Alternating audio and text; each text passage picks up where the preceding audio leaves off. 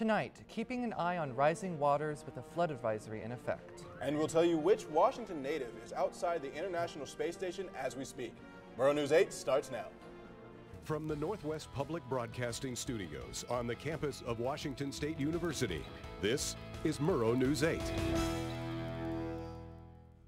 Good evening, I'm Nathan Senf. And I'm Elijah Clayton. Thank you for joining us. The National Weather Service has issued a flood watch for Paradise Creek in Moscow, and they're keeping an eye on Pullman's South Fork of the Palouse River too. Joining us live from downtown in Pullman is our Noah Schmick. Hey Noah, how's the water level down there in Pullman?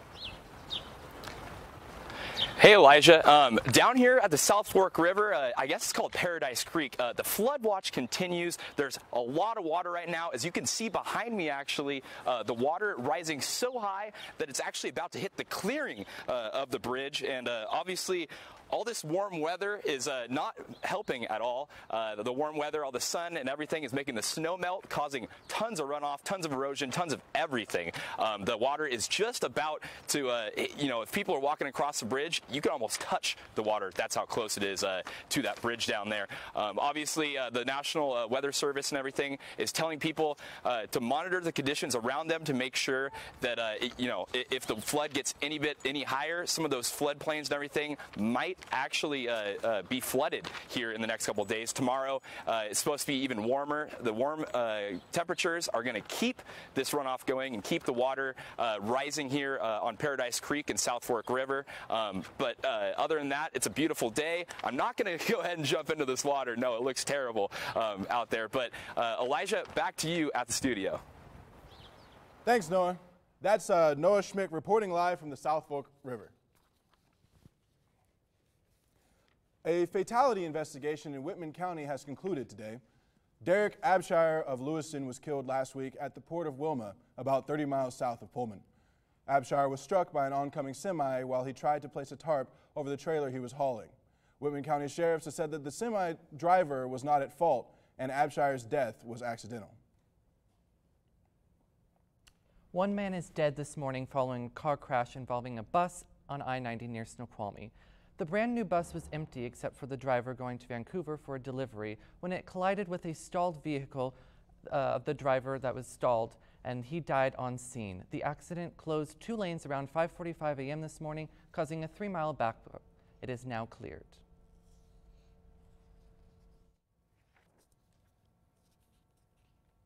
New information this afternoon regarding the shooter of the Kittitas deputy who was shot and killed earlier in the week. Immigration and Customs Enforcement, or ICE, has confirmed the shooter's visa was expired. ICE said he entered the U.S. on April 11, 2014 on a temporary agricultural visa. There were multiple programs and events throughout the week aimed to inspire students at Murrow News. Murrow News 8 reporter Lindsay Jensen has more on women in STEM.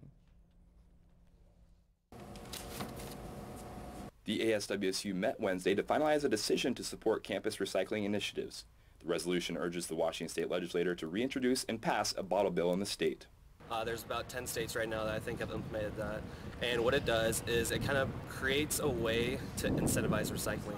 According to the resolution, the bottle initiative would be modeled after what is currently done in Oregon and California. The initiative would allow people to submit their recyclables to facilities and be compensated for them.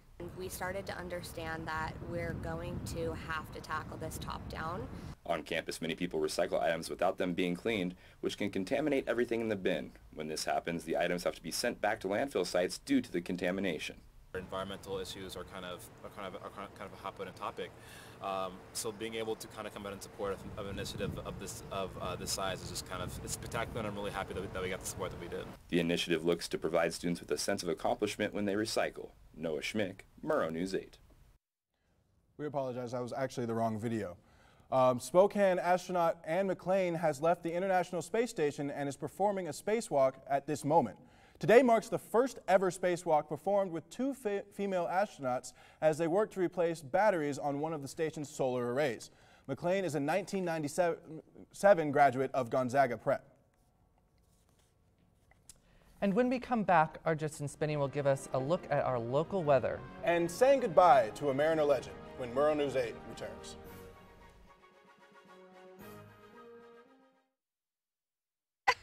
to Maddie. Congrats on paying off all those student loans. Finally, right? How'd you manage that anyway? I started tracking my spending, changed a couple of habits. Wow, I'm kind of living paycheck to paycheck right now. I don't even know how I'm doing it. Well, have you tried saving a little? I want to, but where's that money gonna come from? Bill collectors, they're the worst. Am I right? When it comes to financial stability, don't get left behind. Not home. Get tools and tips for saving at feedthepig.org.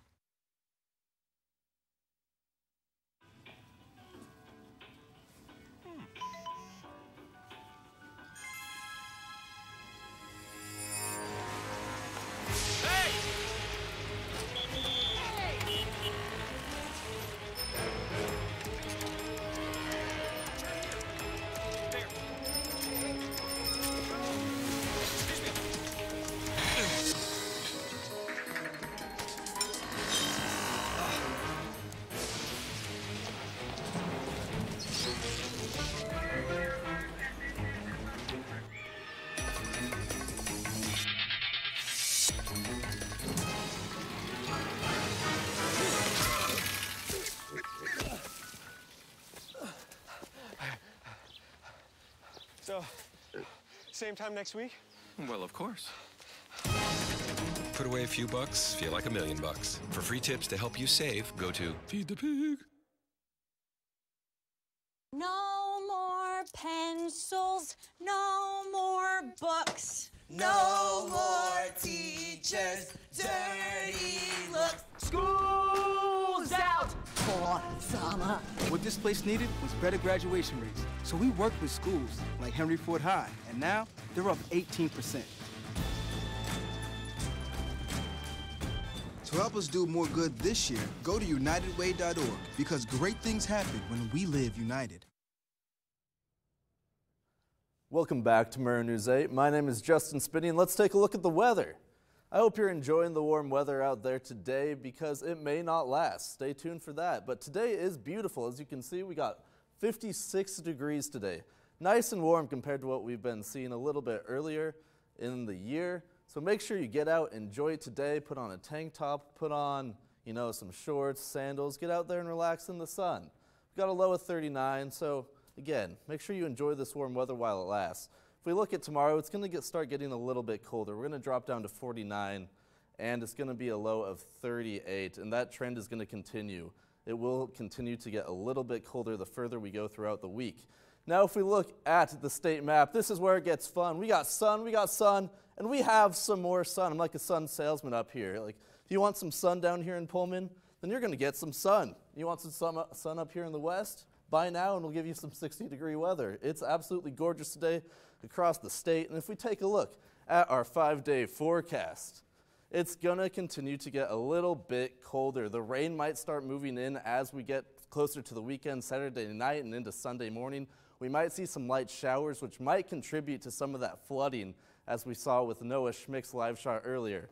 So make sure that if you live by a river, that you are prepared and keeping an eye on it. Now we'll throw it back to you at the desk, Nathan. Thank you. That's our local weather forecast for you. The Pullman Farmers Market changes for the winter.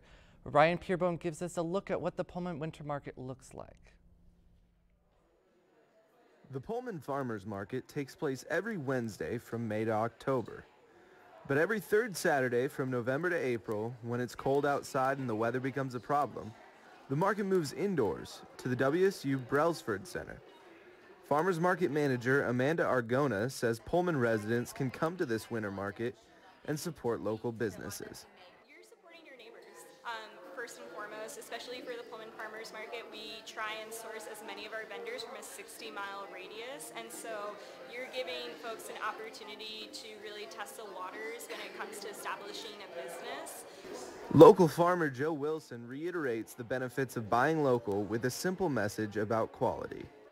The closer you can get to the place the produce raised, the better the quality. Palouse-based restaurant Hearth of the Dragon is one of the local businesses that has benefited from the exposure that the winter market offers. Because it is such a local event in the town of Pullman, living out in Palouse, something that's hard to people see your business, and so by doing this event, we've gotten a lot of people contact us to do caterings and stuff like that, so it's really For anyone feeling like they've missed out on what the winter market has to offer, you still have one more chance to attend it. After WSU Moms Weekend. So Moms Weekend's the weekend before. April 20th, we'll be back here at the Brelsford WSU Visitor Center, and it's the last winter market of the season before we go into our regular market season mid-May. Ryan Peerboom, Murrow News 8.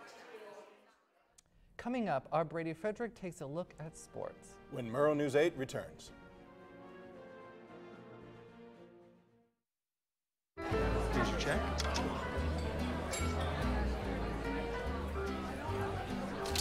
Oh, you got it. You know, since I got rid of my car, I really enjoy walking. Okay. Got it. No? Getting pulled over for buzz driving could cost you around $10,000 in fines, legal fees, and increased insurance rates. Oh, you're home early. You live with your mom? That'll set your game back a few years. Buzzed, busted, and broke. Because buzz driving is drunk driving.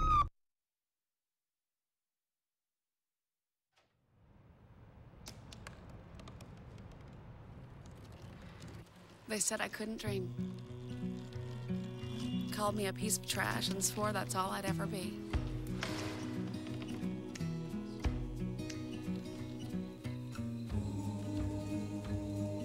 Said a bottle couldn't see the ocean.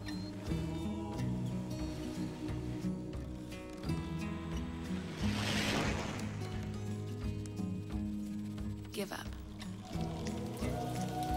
Go back to the dumpster.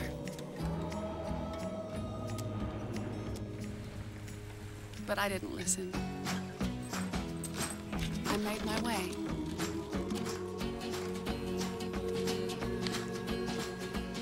And now, I am what I've always wanted to be.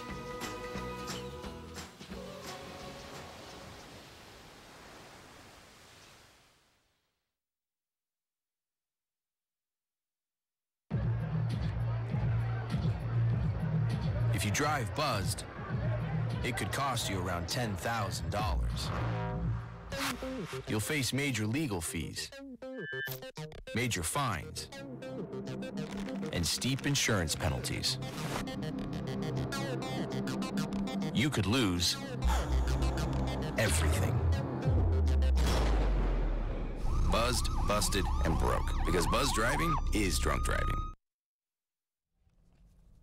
Welcome back. Brady Frederick is here to give us our sports look and update. Brady?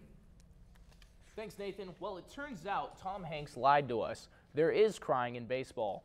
Mariners fans found that out Thursday night as baseball legend Ichiro Suzuki played his final game. His career finished where he started it, in Japan, during a season-opening series against the Oakland Athletics. He retires with over 3,000 hits, 10 All-Star appearances, 10 Golden Glove Awards, and 1 American League MVP.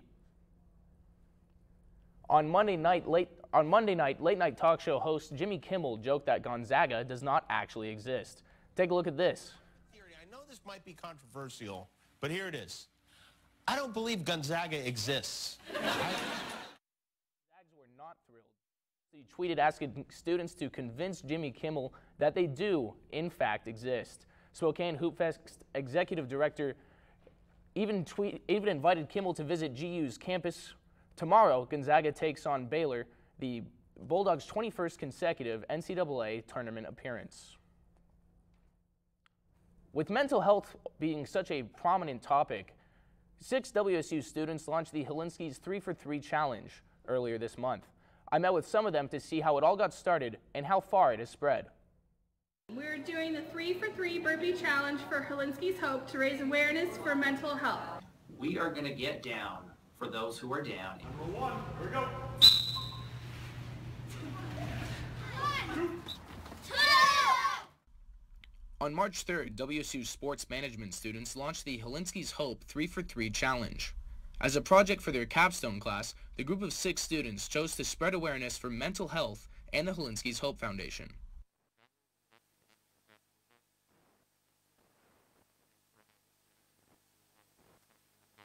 The challenge rules are simple. Read the script, do 3 burpees, and challenge 3 new people.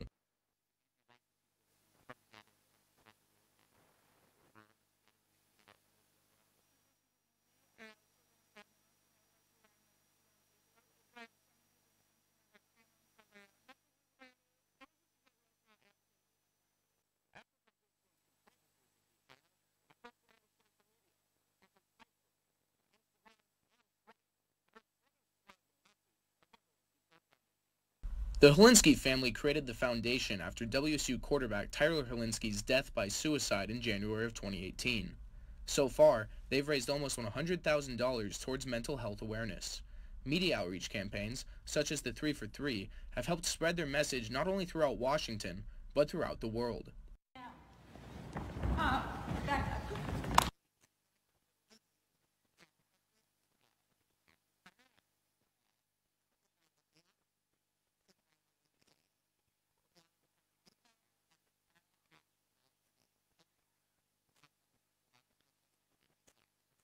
Today, the Helinski family works with the NCAA and attends panels discussing mental health in places like Tulane University, the America East Conference, and the Big East Conference.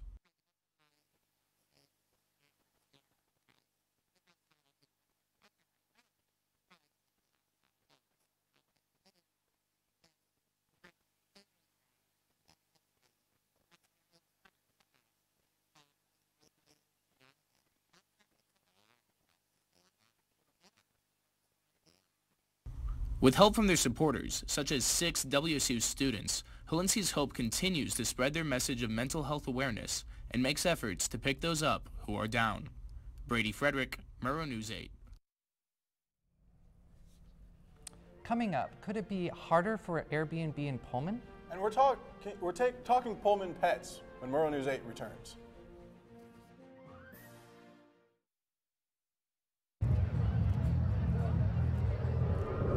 Looking for these?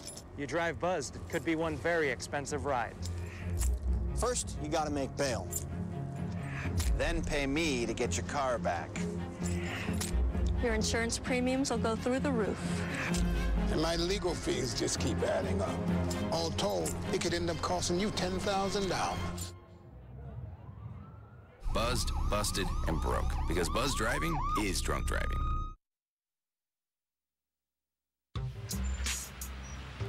I'm one unlucky guy. The chance of being involved in a robbery is 1 in 757. The chances of being struck by lightning. 1 in 750,000. Please fasten your seatbelts for unexpected turbulence. The chances of being a victim in an airline crash, 1 in 29 million. Hey, could I get some peanuts? The chances of being involved in a car crash are far greater than lightning strikes and plane crashes. And if you are texting while driving, your risk of crash increases 23 times. Now, I may be an unlucky guy, but I don't have to be part of that statistic, and neither do you. Drive responsibly.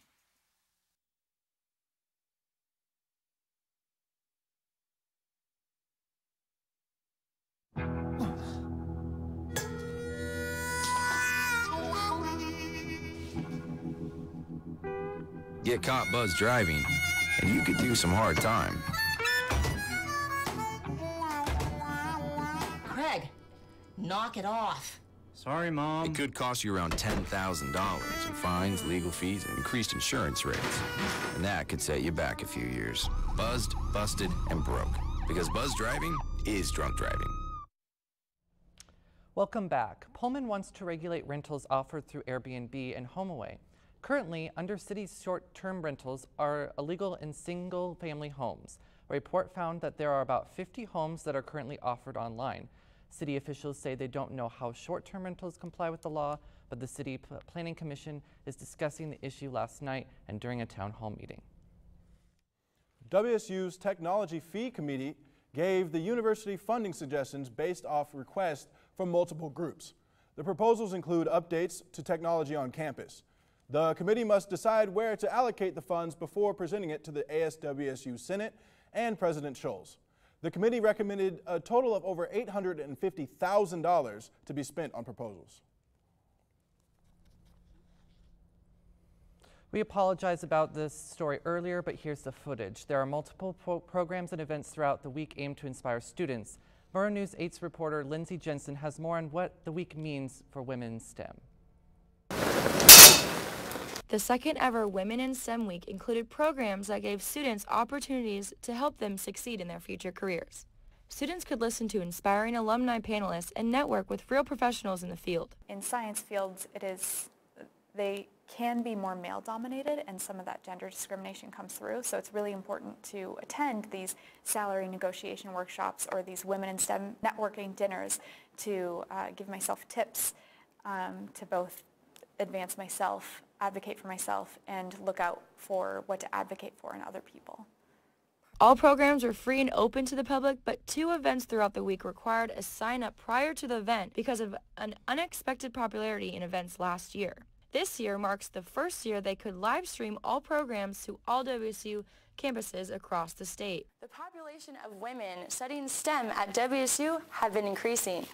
Like this class, Microbiology 304, out of 16 students, there's 14 women. Coming from a minority, I don't have a lot of women in my family that are even close to being STEM majors, and so personally for me, just seeing all these women and diverse cultures, and to me, it's the biggest thing that I would take out of is just I'm doing something great, and I'm changing not only my own life, but lives of future young girls that are wanting to go into STEM that don't feel like they are capable because they don't have a role model to look up to. Sandy Brab, Director of Internships and Services for the Voiland College of Engineering, said that next year they strive to have more sponsorship and more participation with not only students, but with community members as well. Lindsay Jensen, Murrow News 8.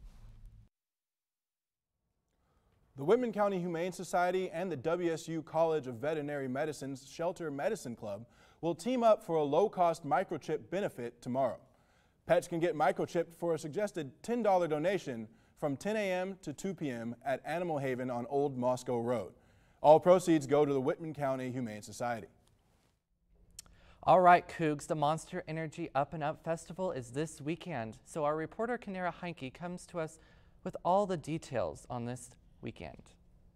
On Saturday, the Sigma Chi field will be filled with hundreds of students waiting to see Slushy at the Monster Energy Up and Up Festival. The festival is a pre-sale competition for students across the nation to bring emerging artists to their campus to perform. Lead content producer Shay Dingfelder is excited to see the festival return to WSU. WSU was one of the first schools to win, and it was actually the first show ever to happen. So in 2016, Cash came. We had an awesome show. Students like Lexi Kriksky have also been heavily involved with bringing the festival to WSU.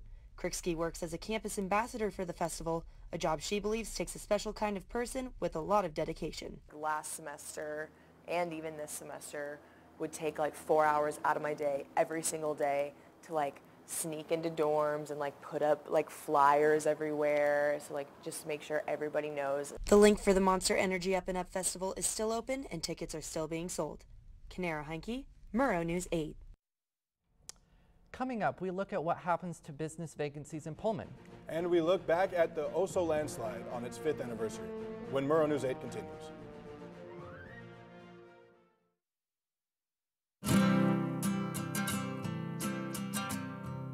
Every day across America, excess food is gathered by a network of good people at local food banks, giving hope to millions of children who struggle with hunger. They've earned their wings, and you can too. Together, we can solve child hunger. Support Feeding America and your local food bank at feedingamerica.org.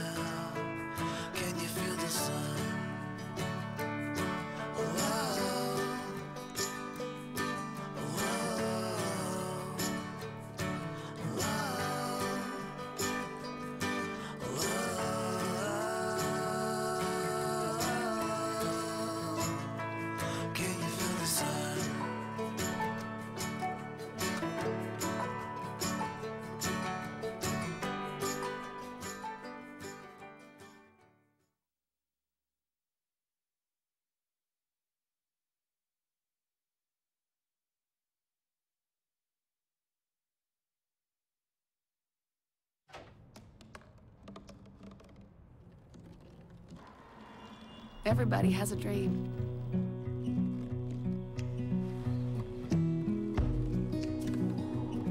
Mine was to see the ocean. And with a little help, I made it.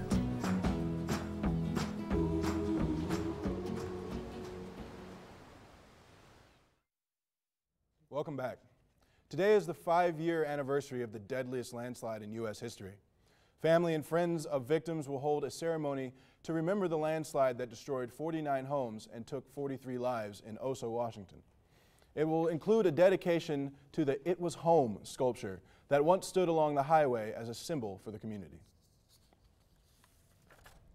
Officials say a 40-acre brush fire in Cowlitz County is around 35% controlled. The fire started from an illegal burn pile and threatened almost 100 homes. Cowlitz 2 Fire and Rescue asked residents to clear debris around their homes. So if a fire does start, it's easier to extinguish. Washington State Senator Maria Cantwell visited Mount St. Helens yesterday, introducing a bill creating a national volcano early warning and monitoring system. Cantwell stated that the Pacific Northwest volcanoes are under-monitored, and the state is working to provide a faster warning system when volcanoes erupt. Volcano experts say the bill will monitor activity 24/7. A Coalfield police officer is charged with reckless endangerment and felony second-degree assault against his girlfriend. The girlfriend alleges that she had to jump on the trunk of the car to escape, being run over, and that Welch grabbed her by the throat and threw her to the ground. This is the second time Officer Michael Welch was arrested in less than 5 months. The Spokane Public Library now use blue lights in their men's bathrooms in order to prevent drug usage. The blue lights, which cost $10 per bulb, make it difficult for drug users to find their veins. The library had to pay $400 twice a week to fix plumbing issues from needles being flushed down the toilets. They have not had to make any repairs since the lights were put in place. A Spokane dentist pled guilty to federal charges for improperly prescribing painkillers. The Spokesman Review reports 50-year-old Dr. James Stein Sheridan Shelby pleaded guilty to 1 count of conspiring to distribute drugs and 3 counts of distributing hydrocodone with a legitimate medical purpose. He was indicted on 31 counts last June. Shelby is scheduled to be sentenced on May 15th. Yakima Nation over Washington State on Tuesday. The court ruled that the 1855 treaty between the tribe and the U.S. took precedence over the state gas tax law. The 5-4 decision found that the state was wrong to assess over $3.5 million in taxes, penalties, and fees on a wholesale fuel importer owned by a tribal member. A new report showed Boeing charges extra for safety sensors on their 737 MAX planes. 2 sensors indicate whether the nose of the plane is pointed up, down, or level. The extra features would provide airlines with check sensors and to turn a light on if they disagree with each other. Boeing says the sensor disagreement will come with standards with the next software update. More from Boeing. The national airline of Indonesia wants to cancel an order of the Boeing 747 MAX 8 jets. The airline spokesperson said their passengers have lost confidence in that model of airplane after 2 crashes in the last 5 months. The canceled order called for 49 planes and was worth about $5 billion. Thank you for watching tonight. Be sure to watch our live newscast at nwbp.org/mn8. And don't forget to also follow us on Murrow News 8 on Facebook and Twitter. Have a great night, Pullman.